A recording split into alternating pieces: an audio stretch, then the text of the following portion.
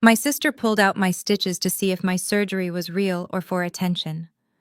"Don't you dare move, or I swear I'll rip every single one out." Victoria's voice was ice cold, her fingernails digging into the edges of my surgical wound. "I'm going to prove once and for all that you're making this up for sympathy. You've lost your mind. Those are actual stitches holding actual incisions together," I screamed, trying to shove her off as blood began soaking through the white gauze. "Drama queen, that's all you've ever been," my sister snarled, yanking harder. "Hi, I'm Alyssa Fletcher. Today I'm sharing something I never imagined I'd have to tell anyone.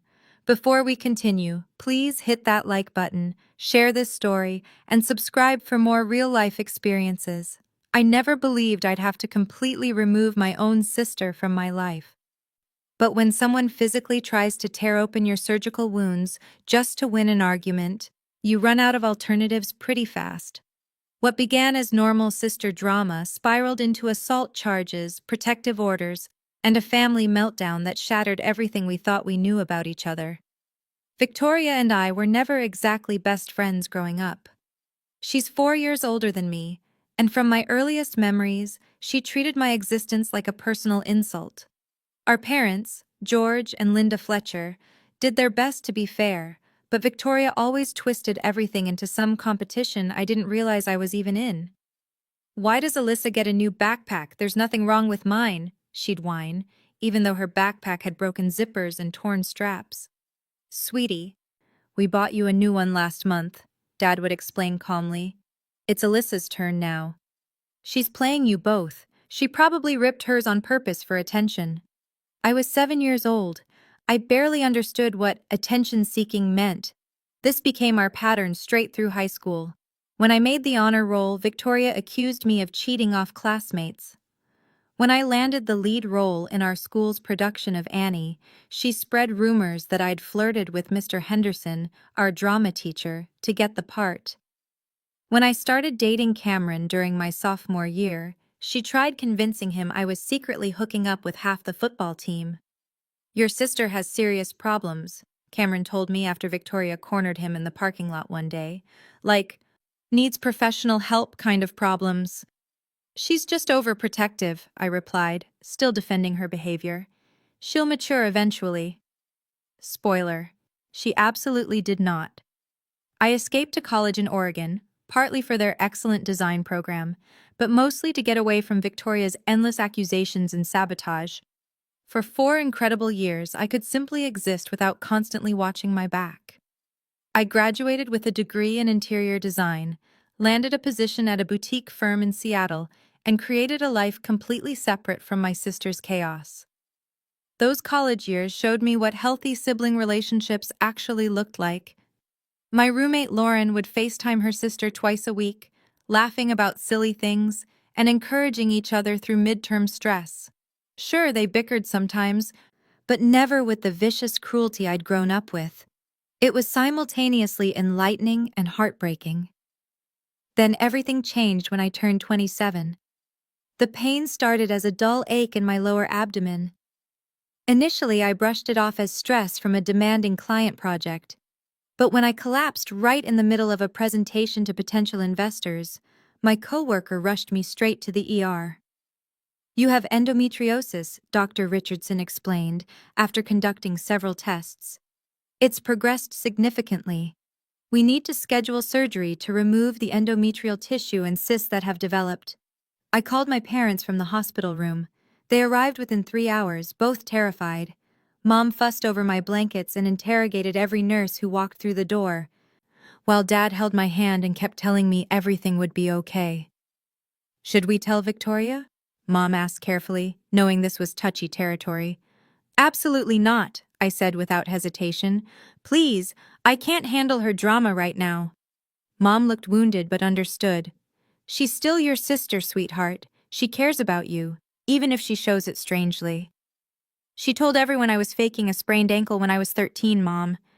Even after you took me for x-rays that showed the bone chip. Remember? That was years ago. And last Thanksgiving, she announced to the entire family that I was pretending to have the flu to avoid helping with cleanup, while I was literally throwing up in the bathroom." Dad squeezed my hand. We won't mention anything if that's what you want. Just focus on getting healthy. The surgery was scheduled for the following Tuesday. Dr. Richardson explained it would be laparoscopic, several tiny incisions instead of one large cut. I'd need at least 3 weeks off work for recovery, possibly longer depending on what they discovered during the procedure. The operation went smoothly. They removed substantial endometrial tissue and 2 cysts the size of golf balls. I woke up groggy but grateful, with 4 small incisions across my belly held together with surgical stitches. The pathology results came back clear, Dr. Richardson told me during her rounds. But we removed quite a bit of damaged tissue. You need to take recovery seriously. These stitches must stay in place for 10 to 14 days minimum. I spent 3 nights in the hospital before being released to my apartment. My friend Zoe had volunteered to stay with me for the first week, helping with basic tasks since I could barely stand without pain shooting through my abdomen. You need anything else before I head to my shift? Zoe asked on the 4th morning. I'm fine. Mom and Dad are bringing groceries this afternoon. Good. And remember, rest actually means rest. Don't try being a hero. About an hour after Zoe left for work, my doorbell rang. Assuming my parents had arrived early, I slowly shuffled to the door, pressing one hand against my stomach to support the tender surgical sites. I opened the door to find Victoria standing there. Surprise! She announced, pushing past me into the apartment. Mom finally admitted you had some supposed surgery. I had to see this performance for myself. My blood ran cold. Victoria, what are you doing here? How did you even get my address? Mom's emergency contact folder. Not exactly Fort Knox. She looked around my apartment with barely disguised contempt. So where are these mysterious incisions? Show me. I'm not showing you anything. You need to leave right now. She laughed, that cruel, mocking sound I remembered from childhood. Classic Alyssa, always playing the victim. Never any actual proof. What was it this time? Endo something? Sounds completely made up. It's endometriosis, Victoria. It's a legitimate medical condition. Millions of women suffer from it. I had real surgery. Sure you did. Just like that real sprained ankle and that real flu. You've been pulling this attention-grabbing nonsense since we were kids. I was exhausted, hurting, and suddenly furious beyond words. You know what? Fine. You want to see? I carefully lifted my shirt just enough to reveal the bandages covering my abdomen. Satisfied now? But Victoria wasn't satisfied with just looking. Before I could react, she grabbed the corner of one bandage and ripped it completely off. I screamed as the adhesive tore at my healing skin. Victoria, stop! What are you doing? Makeup and fake stitches, she muttered, leaning closer to examine the exposed incision. Has to be. Nobody would actually go through surgery just for attention, would they? Then she did something I still have nightmares about. She pinched one of the surgical stitches between her fingernails and pulled. The pain was beyond description. I felt the stitch tear through healing tissue, blood immediately bubbling up from the reopened wound. I screamed and tried pushing her away. But I was weak from surgery and she had all the leverage. Stop moving or I'll rip them all out at once, Victoria hissed, her fingers pressing into my surgical wound. I'm proving you're faking this whole thing for attention. You're insane. Those are real stitches holding real incisions closed, I screamed, trying to shove her away as blood started seeping through the other bandages. Drama queen. Always have been, always will be. The apartment door suddenly burst open. My parents stood frozen in the doorway, taking in the scene before them. Me bleeding and sobbing, Victoria's hands literally inside my bandages, pulling at surgical stitches. Victoria! Dad roared, crossing the room in 3 massive strides. He physically pulled her away from me while Mom rushed to my side. George, she's bleeding, Mom said, her voice shaking uncontrollably. Oh God, there's so much blood, call 911 right now. She's faking it, Victoria insisted, even as Dad held her back with both arms.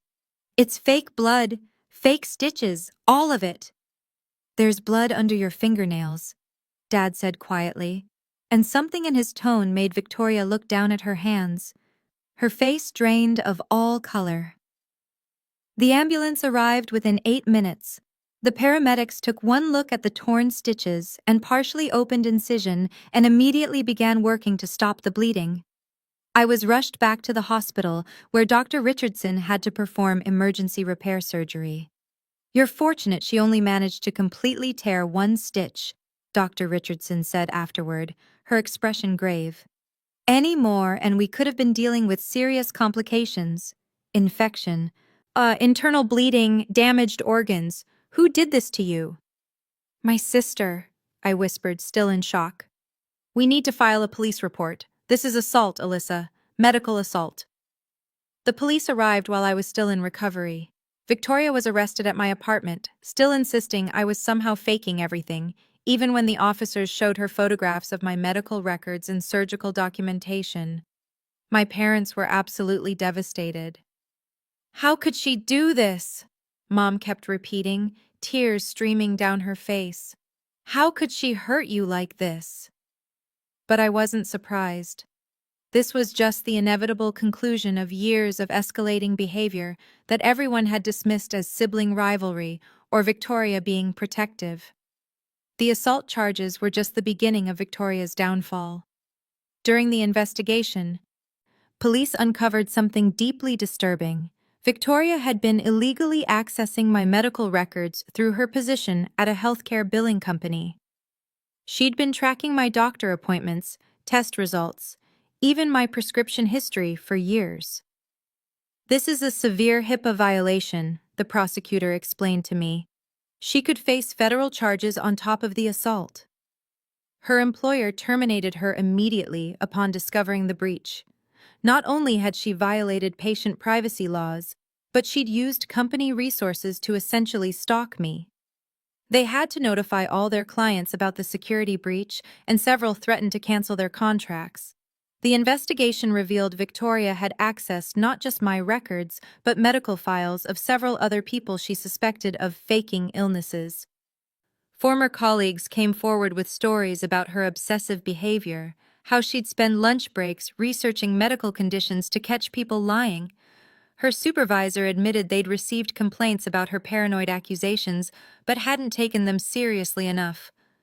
Then came the civil lawsuit from her apartment complex. In her rush to get to my place and expose me, she'd left her bathtub running. It overflowed, causing significant water damage to 3 apartments below hers. Without employment and facing mounting legal expenses, she couldn't pay for the repairs. During the criminal trial, Victoria's defense attorney tried arguing that she genuinely believed she was helping me by exposing what she thought was self-harm disguised as surgery. But when the prosecutor showed the jury my complete medical records, surgical photographs, and the extent of endometriosis they'd removed, that defense completely collapsed.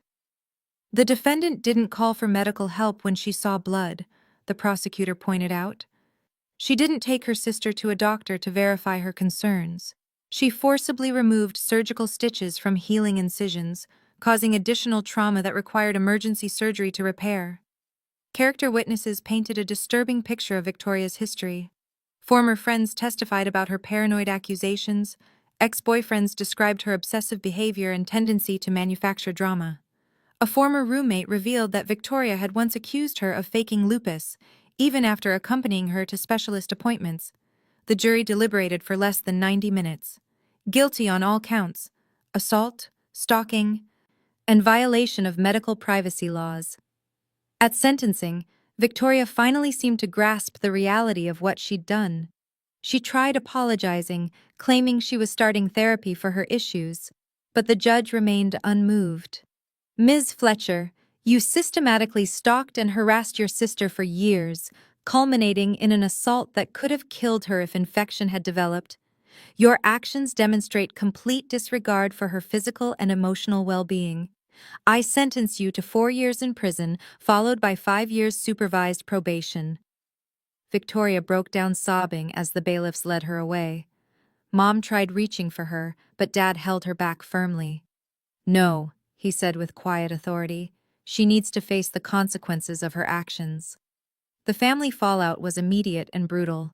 Some relatives thought we'd been too harsh, that we should have handled it within the family. Others were horrified we'd allowed it to escalate so far without serious intervention. My Aunt Judith, Mom's sister, was particularly vocal in her criticism. "You're destroying this family over a mistake," she told me during a tense phone call. "Sisters fight. It's normal." She tore open my surgical wounds, Aunt Judith. "That's not a fight. That's assault." "She was concerned about you. She was trying to help. She was trying to prove I was lying about having surgery. She illegally accessed my private medical records. She stalked me for years. How is any of that normal or helpful?" Aunt Judith stopped speaking to us after that conversation. Several cousins who believed blood should be thicker than restraining orders followed suit. But I found unexpected support from others, including Victoria's former best friend, Isabel. "I'm so sorry I never spoke up," Isabel told me over coffee weeks later. "I witnessed the warning signs for years, the way she talked about you, the obsession, the conspiracy theories about everyone faking illnesses. I should have warned you sooner." "We all should have done something earlier," I admitted. With Victoria in prison, I finally had space to heal both physically and emotionally. The second surgery had gone well, though I now had additional scarring from the emergency repair. I started working with a trauma therapist to process everything, joined a support group for family violence survivors, and slowly rebuilt my sense of safety. My therapist, Dr. Santos, helped me understand that Victoria's behavior wasn't my fault, that her delusions about me had nothing to do with anything I'd done or failed to do. We worked through years of gaslighting and psychological abuse that I'd internalized as normal sibling conflict. My parents struggled even more than I did. Mom especially blamed herself for not recognizing how sick Victoria truly was, for making excuses for her behavior over the years. "I failed both my daughters," she said during one particularly difficult family therapy session. "I failed Victoria by not getting her professional help, and I failed you by not protecting you from her." "You couldn't have known it would escalate like this," I told her, though part of me wondered if that was entirely true. There had been so many red flags over the years. Victoria served 22 months before being released on parole. One of Victoria's parole conditions was zero contact with me, direct or indirect. She wasn't permitted within 500 feet of my home, workplace, or anywhere she knew I'd be. She also had to undergo mandatory psychiatric treatment. The last I heard, she was living in a supervised group home 2 states away, working at a distribution center and attending court-ordered therapy sessions. She'd sent letters to our parents claiming she understood now how mentally ill she'd been, how her paranoid delusions had driven her to hurt the person she claimed to love. "She wants to apologize to you," Mom told me hesitantly one afternoon. "Through her therapist, not directly. She knows she can't contact you personally." "No," I said firmly. "I'm glad she's getting help, but I don't want to hear from her. Not now, not ever." Some people think I'm being too harsh. They don't understand that forgiveness isn't always possible, that some betrayals cut too deep to heal. They didn't feel her fingers pulling at their stitches, didn't experience the terror of being attacked when they were already vulnerable and recovering, didn't live with decades of gaslighting, false accusations, and psychological torture. I've built a good life without my sister in it. I have a thriving career. I recently made junior partner at my design firm. I have a loving fiancé named Ethan, who stood beside me through the trial and its aftermath. And I have a chosen family of friends who actually support and believe in me. My endometriosis is managed with ongoing treatment and medication. My scars, both physical and emotional, have faded with time, though they'll never disappear completely. Sometimes I wonder what Victoria's life might have been if she'd gotten professional help earlier, if her delusions and paranoia had been treated before they consumed her entirely. But I can't dwell on what-ifs and alternate timelines. I can only focus on my own healing and the boundaries I've established to protect myself. My parents visit Victoria occasionally. They don't discuss it much, respecting my wishes not to know details. But I can see the pain in their eyes, the grief for the daughter they lost to mental illness and criminal behavior. They're in therapy too, working through their own trauma and guilt. "Do you think she'll ever get better?" Mom asked once, not really expecting an answer. "I hope so," I said honestly. "For her sake, not mine. But getting better doesn't mean getting back into my life. That door is closed and locked forever." The physical scar from where Victoria tore my stitch is slightly raised and darker than the surrounding skin, a permanent reminder of that horrible day. But I don't see it as just a mark of trauma anymore. It's proof of my survival, evidence of my strength, and a warning to never ignore red flags again. I share my story not for sympathy or pity, but as a cautionary tale. Family violence is real, even when it doesn't look like what we expect. It can come from sisters who claim to love you, from people who share your DNA and your childhood memories. And sometimes the only way to truly heal is to cut those toxic ties completely, regardless of what anyone else thinks you should do. The question I leave you with is this: how many warning signs would it take for you to believe someone in your family was genuinely dangerous? Would you wait until they literally tore you open? Or would you protect yourself before it reached that point? Looking back now, I can see the pattern so clearly. Victoria's behavior escalated gradually over decades, starting with small lies and false accusations, progressing to sabotage and stalking, and ultimately culminating in physical violence. At each stage, people made excuses. "She's just jealous. Sisters fight. She'll grow out of it. She means well." But she didn't mean well, and she didn't grow out of it. I've learned that sometimes love isn't enough. Sometimes shared history isn't enough. Sometimes blood relation isn't enough to justify keeping someone in your life who actively harms you. Dr. Santos helped me understand that cutting off Victoria wasn't cruel or vindictive, it was self-preservation. "You can't set yourself on fire to keep someone else warm," she told me during one session, "especially when that person is the one who lit the match." Ethan asks me sometimes if I ever miss having a sister. The honest answer is complicated. I miss the idea of having a sister, someone to share memories with, someone who understands your childhood in ways friends never can. But I don't miss Victoria specifically. I don't miss the constant anxiety, the accusations, the feeling of always being under surveillance and suspicion. What I've gained in Victoria's absence is worth more than what I lost. Peace of mind, genuine relationships built on trust, and the freedom to live without constantly defending my reality. My friend Zoe, who stayed with me after the surgery, has become like a sister to me. The kind of sister I always wished Victoria could be. We support each other, celebrate each other's successes, and when we disagree, we talk it through like adults. It's shown me that family isn't always about biology. I still have moments of anger, usually late at night when I can't sleep, thinking about all the years Victoria stole from me with her paranoia and accusations. I get frustrated that she got only 4 years for what she did, though I understand the legal system has its limitations. But mostly, I feel grateful. Grateful that I survived.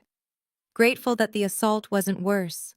Grateful for the people who believed me and stood by me.